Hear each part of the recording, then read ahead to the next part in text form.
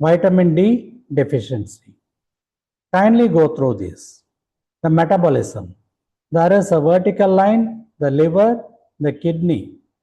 So the vertical line is 7-dehydrocholesterol from sunlight, cholecalciferol, and 125-hydroxycholecalciferol. The enzyme in the liver is 25-hydroxylase, which helps in the metabolism. And in the kidney is 1-alpha-hydroxylase.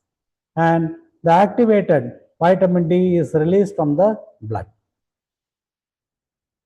The main function of the vitamin D is increase in serum calcium to increase phosphate and calcium and phosphate absorption from the GIT, reabsorption by the kidneys.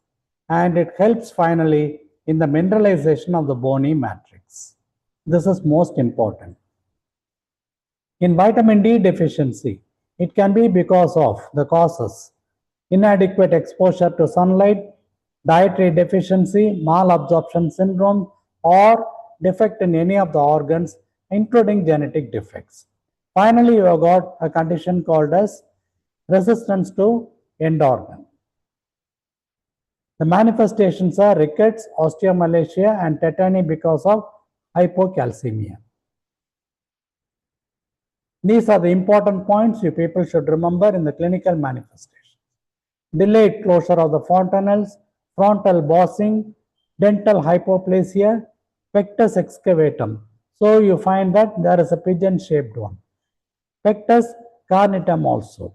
And there is a swelling of the wrist as well as the joints anywhere.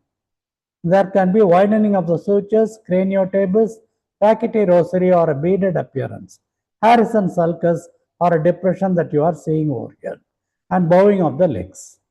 This is a mnemonic over here for you people to memorize easily, kindly by heart. So the main defects are in rickets, mineralization of the bone, delayed enchondral and intramembranous ossification, and it occurs in children between 6 months and 2 years of age. And these are the values which you people should remember. Draw this diagram. So the changes I have already mentioned on the diagram is over here. A repetition: craniotabes, Harrison sulcus, rackety rosary, pigeon chest deformity, bow legs, knock knees, and lumbar lordosis. Osteomalacia is the adult counterpart of rickets.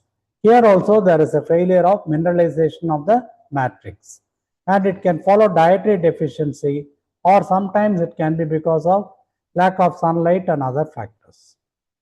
So the clinical features will be muscular weakness, bony pain, fractures are common, and there can be looser zones or pseudo fractures.